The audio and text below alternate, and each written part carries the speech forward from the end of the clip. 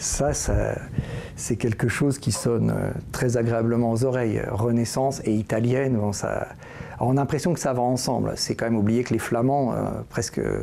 Enfin, d'ailleurs, on dit un siècle plus tôt. Non, les Italiens ont commencé dès le XVe siècle, et les Flamands aussi, mais ont aussi des formes de Renaissance sublimes. Mais bon, pour en revenir à la Renaissance italienne, j'avoue, là encore, c'est un des trucs qui, depuis l'enfance, me fait rêver, probablement parce que nos manuels d'histoire étaient pleins de ces jolies reproductions de tableaux, de statues, d'architecture aussi, effectivement, qui sont fabuleuses.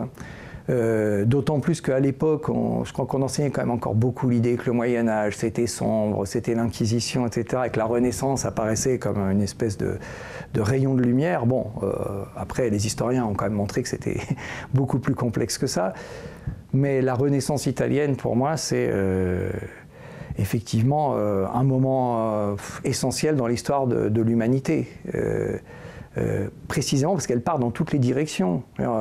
On prend un type comme Léonard de Vinci, c'est un scientifique, c'est un intellectuel, c'est un peintre, c'est un dessinateur, c'est un inventeur de génie, etc.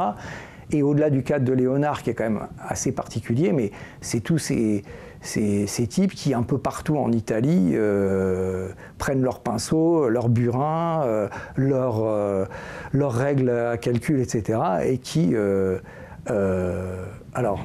redécouvrent et découvrent en même temps des tas de choses, et on leur doit beaucoup, c'est vrai. Et en fait, bon, là, j'ai même plus envie de parler d'histoire, j'ai envie de parler d'émoi esthétique, quoi. Je me rappelle, j'étais sorti de mon Hippocagne, et avec un copain, on avait fait Rome, Florence, Venise.